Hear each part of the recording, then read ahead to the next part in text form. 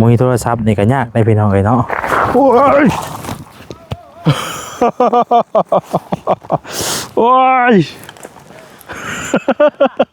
ฮะโอ้ยคนกี่ทางแน่นี่นี่พี่น้องบอกว่าเสียพระราชกินดีนะย่างลงมาว่ามันเป็นก้อนดินแห่เด้นี่ก้อนกี่ทางนี่เลยหมองพักหมองเศร้าอยู่แคมป์นองหรือว่าอยู่ขั้นนองพี่น้องเอ้ยนี่เนาะหมองอยู่หมองเศร้าแล้วก็จะเป็นแน่นี่พี่น้องเอ้ยเรากับไผ่หญ้าขายได้นี่เนาะนี่เราไผ่หญ้าขายไผ่หญ้าขายพี่น้องเอ้ยโอ้กระตุกกระติกน้ำเท่าส่งกระพุงกาแฟนี่ หมอต้มห้อนขึ้นกาแฟแล้วบ่เนี่ยเคียงเรากับพี่น้องเอ้ยพวกนี้โอ้หมอแล้วกะปอกกระแปกอยู่พี่น้องเลยยังแต่มาน้อยมาน้อยนี่เด้มาน้อยตัวนี้แหละที่ว่าแซนอาจจะเข้ามาซื้ออันหัวอาหารไม้เพิ่นมานี่นะแต่ว่าเพิ่นยังบ่ทันยังบ่เห็นประตูเล่าพี่น้องเลยมีหมาน้อยเนาะนี่หมาน้อย2 ตัว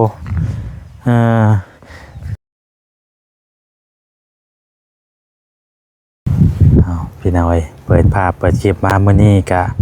เดินทางเข้ามาหาประตูคนหนึ่งพี่น้องเอ้ยทางบ่แซนกะบ่เคยเข้ามาจักเทื่อเนาะกับทักทายสบายดีเด้อเนาะสบายดีพ่อแม่พี่น้องเบิดสุขสู่คนพี่น้องเอ้ยพ่อกับช่องบ่แซนอีกแล้วเนาะมื้อนี้เดินทางเข้ามาหาประตูเนาะที่ว่าเพิ่นอาศัยอยู่คันนองนี่แหละพี่น้องเอ้ยเนาะเดินทางมากับทางทีมงานพี่น้องเอ้ยเนาะรถเฮาก็จอดดูแคมทางพุ่นแหละก็พอดีมาฮอดมาถึงบ่เห็นเพิ่นพี่น้องเอ้ยเนาะบ่ฮู้ว่าเพิ่นไปทางใดไปไสพี่น้องเอ้ยมิดใส่ม้อยมิดซีดีอยู่พี่น้องเอ้ยไปทางใดเด้บาดนี้พี่น้องเอ้ยเนาะมาเป็นเทื่อแรกก็บ่เห็นซ้ำพี่น้องเอ้ยโอ้ยเนาะนี่แหละพี่น้องมองอยู่มองเศร้าเพิ่นเนาะฟ้าตัวแลดพี่น้องเอ้ยถามมาหาเพิ่นก็บ่เห็น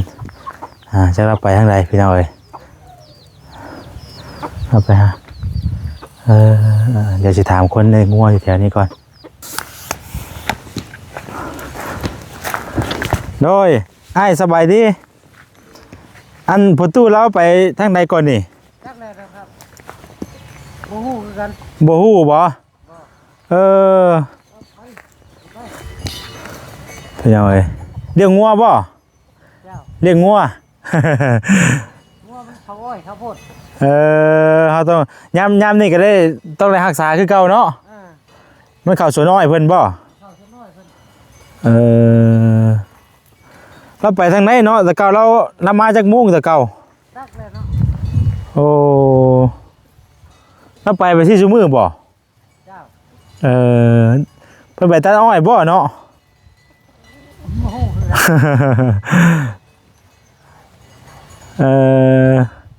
เอามาจะมาเลี้ยงงัวอยู่นี่ซุมื้อจะว่านั่งแวะเล่นน้ำเล่ามื้อก็มาบางมื้อก็บ่ได้มาบางมื้อก็ไปเทิงเลี้ยงอยู่แท้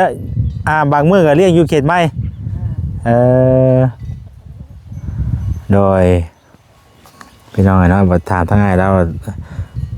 บ่ฮู้แล้วว่าบ่ฮู้จักว่ารับไปทางใดสิมาง่ายอยู่บ่เนาะบาดนี้พี่น้องเอ้ยโอ้ไผหญ้าไผตองแล้วก็เต็มอยู่เนาะลูกหญ้าแล้วนี่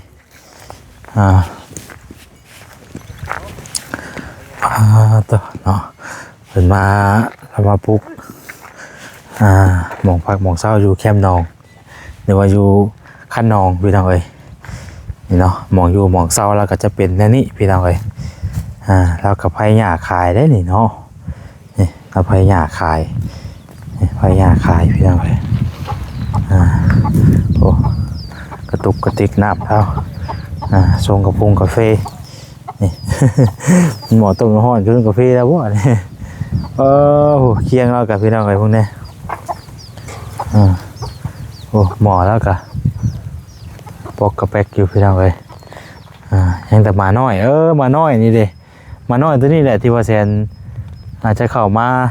ซื้ออันหัวอาหารไม้เพิ่นมานี่นะแต่ว่าเพิ่นยังบ่เห็นประตูเล่าพี่น้องเลย มีหมาน้อยเนาะนี่หมาน้อย2ตัวนะถุงทิ้งแล้วก็ยังอยู่ได้พี่น้อยนี่เป็นเสื้อผ้าแล้วก็ยังอยู่นี่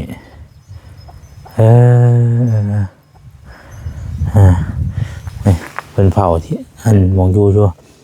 ประตูไปทางใดประตูน่ะฮะพี่น้อยแหมไปทางใดก็บ่เห็นเนาะหักแน่ดีบ้านนี้พี่น้อย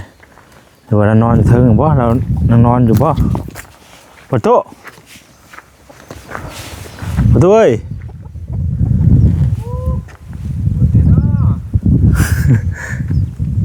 หรือว่ายังนอนอยู่นี่บ่พยายามปกไว้พี่น้องเอ้ยไปทางไหนเด้บาทนี่เนาะ อยู่ขั้นนองนี่เลยพี่น้องเอ้ยเนาะเจ้าบริยูเลยพี่น้องน้ำแล้วเต็มอยู่นะเนาะขออนุญาตซองบนก่อนเนาะโอ้โหเครื่องประหมประเภทแล้วเต็มอยู่นี่ผมอยู่ผมนอนพี่น้องเอ้ยเนาะผมอยู่ผมนอนน้ำในปลากระป๋องที่อยู่ที่นอนตู้เต็มอยู่นี่โดยไปทางใดเด้บัดนี่เนาะ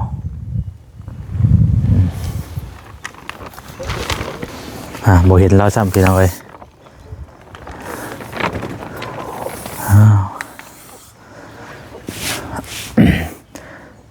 ที่ทางบ่แซนเข้ามาเมื่อนี้น่ะพอดีซื้อหัวอาหารมาพี่น้องเนาะกะเป็นสะพานบุญนะครับแม่อยู่ทางเซงโกรดเนาะอยู่ทางฝรั่งเศสพี่น้องเอ้ย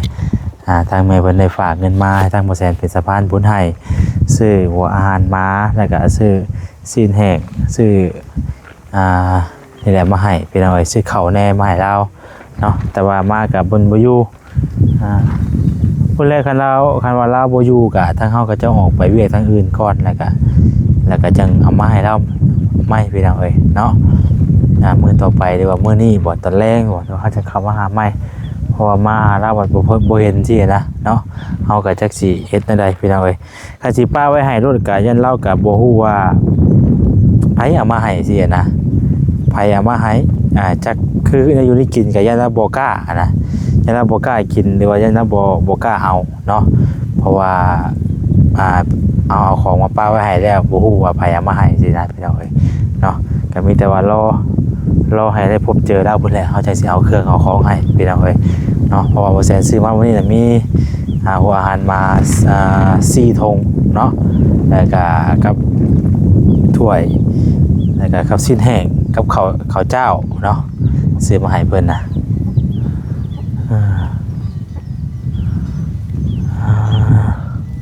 แล้วก็บ่อยู่พี่น้องเอ้ยเอิ้นหาแล้วก็บ่เห็นแต่บ่มีโทรศัพท์นี่ก็ยากได้พี่น้องเอ้ยเนาะโอ้ยโอ้ยโอ้ยก็กี่ทางแน่นี่โอ้โอ้โหร้องกันดิเนาะยังเป็นเจ๊ดิโอ้ยวิ่งกันนอนอยู่พี่แล้วโอ้ยเจ็บยอดเลยดิเนาะเอ้ยพระราชมองนี้ได้กินดีนะเนื้อกลัวเนาะนี่เด็กพี่น้องบอกว่าแสนพระราชกินดีนะย่างลงมาว่ามันเป็นก้อนหินแห่เด้นี่ก้อนกี่ทางนี่เลยเอ้ยคือว่าเพิ่นรักษาเฮือนเพิ่นน่ะดิ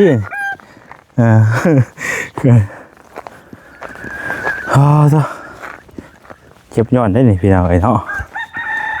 เป็นนองเนาะเอาแนมเข้ามามันจะเป็นนั่นนี่โอ้สิได้กลับไปซื่อแล้วเฮาก็ได้ บ่กล้าเอาเครื่องของไว้ดอก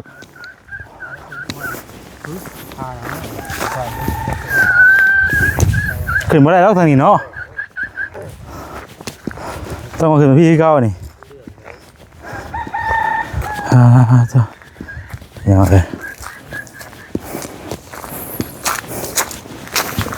ตุ๊บ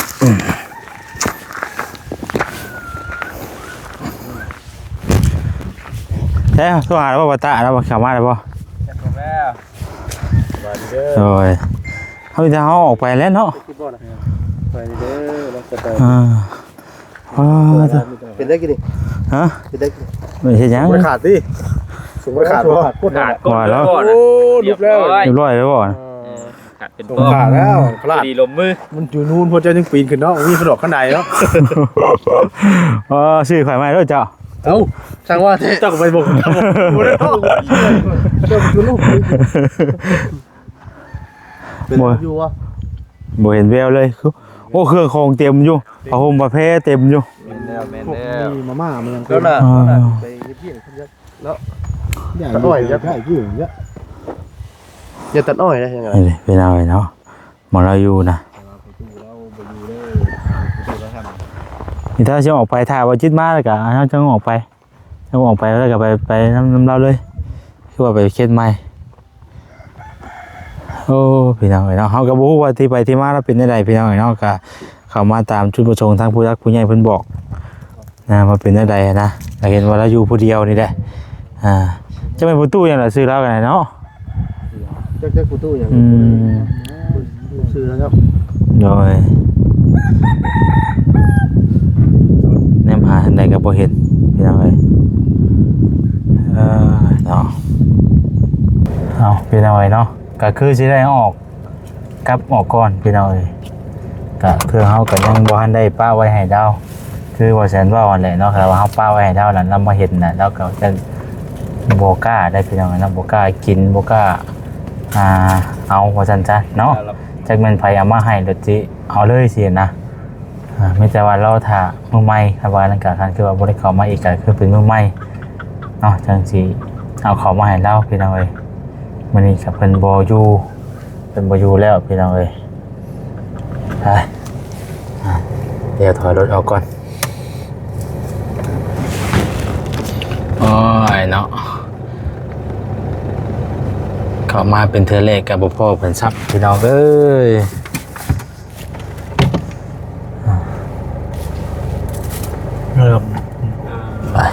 ไปลุย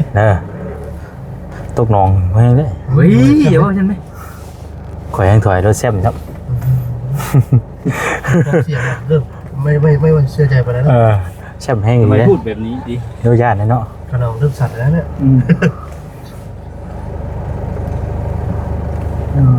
เนาะถ้าไปทางใดดีเนาะเนี่ยการที่ผมมีโทรศัพท์กับเนี่ยอีแบบนี้เป็นอะไรเนาะเราไปตัดอ้อยว่าเนาะตัดอ้อยนี่แหละกินเยอะนี่แหละยุ่งแล้วเราก็ได้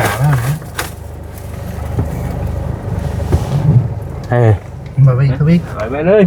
ชั้นนี้มันคายยังมันไม่ดีค่าจ้างไปจากกันเล็กบ่ใช่มีไหมดีเห็นบอลเราสำนักกับค่าหน่อยโอ้ยเนาะหนูเนาะเดี๋ยวกันได้น้อยฉันนั่นนะล่อเนาะตรงนี้บ่เดี๋ยวเลยเช็ดเลยว่าผมหมดเลยหักแต่บ่ได้เนาะขนาดตู้ปุ๊เอาคันหนองไว้สิไอ้ชูนี่คือสูงใช่ไหมได้อยู่ไหนมันกลายแล้วมันสูงเลยเบื้องนี่ไหนหลังดิลงแม่งเบื้องนี่ไหนนี่เบื้องนี่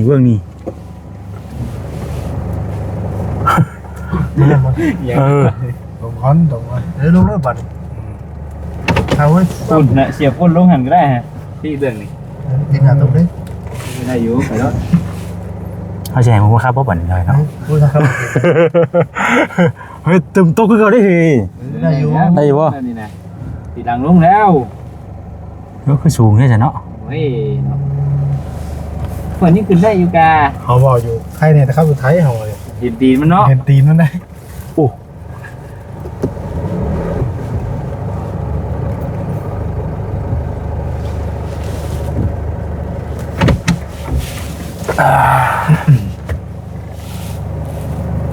จังจบลิงเนาะ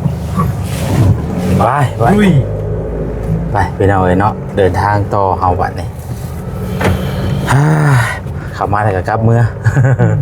บ่พ่อแล้วนะนำบ่อยู่ดิมีแต่ ไปนัดหมายกันไว้เนาะ ดีดาแลเนาะจังหวะนี้จักเลย เปลี่ยนงานเนาะตลกอร่อยจังว่าอยู่หากินเนาะ มากินเนี่ยหลักอะไร เอาเตียงมาว่านี่ก็คือยังว่า เขามาส่งแตงแรงน่ะ ช่วงแม่งเราอยู่ ตอนเช้าก็เช้าอี เครื่องของเราเต็มอยู่ในห้องแล้วนะ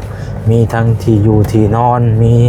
หมอนมีสาดโอ้เต็มไปเลยมีน้ำมีอย่างเลย มีมาม่าปอง แต่ว่าส่วนของว่าแซนน่ะเป็นอาหารม้าพี่น้องเนาะว่าขออนุญาตเนาะว่าตามบ้านเฮาเลยเนาะสุนัขบ่สุนัขบ่ สุนัขนะ ว่าบ่เป็นก็สุนัขก็ว่าบ่ถูกวันนี่ ชุดหนักวะสุนัข แล้วก็กับชิ้นแห้งแล้วก็ถ้วยพี่น้องเอ้ยมีข้าวน้ำแน่แต่ว่ายังบ่ได้ให้เนาะผู้ใหญ่เพิ่นก็บอกอยู่ครับว่าถ้าว่าเปอร์เซ็นต์มาบ่พอเพิ่นก็เอาไว้ให้เลยโลดว่าซั่นนะแต่ว่าเฮาบ่คักปานใดย่านว่าเราบ่กล้าแล้วมันมีแนวกินได้ก็สิว่านี่ถ้าให้เฉพาะอันอาหารมานะก็อันนั้นอยู่ก็เนาะเพื่อแล้วก็บ่ฮู้เนาะต้องได้บอกแล้วก่อนเนาะ เราบอกแล้วไง ต้องได้บอกต้องได้แนะนำก่อน เขายังไม่หายกระถุงไงแกกินเพลงแล้ว ขนมเว้ยดิ กระถุงไม่กูเครียดแล้ว ขนมมันมีผู้มาว่ะสิอีกแล้วเนาะบอกคนบ่ทานบ่จักแน่เนาะแต่เฮาเลี้ยงมาก็ยังบ่ทันได้ยังบ่ได้ซื้อให้จักเทื่อใด ยังบ่ได้ให้ ในหน้านะครับเคยชื่ออะไร เอาบ่ได้เคยซื้ออาหารมาให้นะพี่น้องเอ้ยไปมาบ่ใช่สิเดินทางจักสิไปทางใดต่อแล้วบัดนี้เดี๋ยววันนี้บ่จิตเพิ่นว่าสิไปเขตใดบุนี่เนาะเขตใหม่บ่หรือว่าจังใดบ่เดี๋ยวไปถามไทยเบิ่งก่อนเป็นจังไดเฮาก็จะสิแจ้งเพิ่มเติมอีกพี่น้องเอ้ยถ้าว่าติดตามบ่ในคลิปเนาะมื้อนี้ก็มากันพบเลยพี่น้องเอ้ยทางบ่ตาเพิ่นก็ออกไปแล้วเมื่อกี้นี้เพิ่นก็ขับรถเพิ่นมามื้อนี้เพราะว่าเพิ่นเติมยังซื้อเครื่องตลาดมื้ออื่นเนาะ ขายแรง ขายบุญอีกบ่มีบุญอีกอะไรนี่กะ แรงลูกบ้านแจกเขา เป็นเจกเข่าเนาะทีนี้เป็นปลูกอ้อยหลายพี่น้องมีแตรถอ้อยเนาะมีแตรถแก่อ้อยงัวก็ต้องได้เลี้ยงอีกเลยนะยามนี้กะ มีว่าอ้อยเด้ มันก็กินเนาะใบอ้อยบัก ยอดเลยกินยอดได้ กัดยอดกัด นี่นอนดีทีเดียว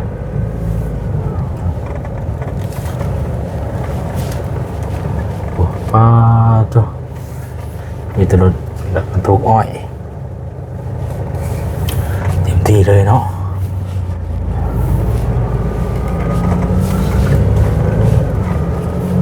เข้ามาบ่ไกลเป็นใดดอกไปทางทางเข้าก็ได้แต่สิทายทางออกจนชุดตัวแหละชุดทางก็ได้เนาะเถื่อนอะไรอย่าเพิ่นจะเข้ามาแต่ว่าแถวนี้บ้านนี่เพิ่นไผหญ้าขายเนาะไผหญ้าขายพี่น้อยหญ้าลายบ่ได้อยากซื้อกันไผหญ้าไผหยังเฮ็ดกระตุ้มกระต๊อบนั่งเย็นมาซื้ออยู่บ้านนี่ก็ได้พี่น้อยเนาะบ้านหลวงพุ่งเนาะ พัง ฮะ หลงพัง หนองสะพังเนาะ บนบน ฮะ พุ่งหลงพังหลงพุ่งเนาะหลงพุ่ง บ้านหลวงพุ่ง หลงพุ่ง ว่ะ หลงพุ่ง บ้านประตูเนิร์ดพี่น้อยเนาะตัว100 ปี พังพุ่นเนาะเลยพุ่นแล้ว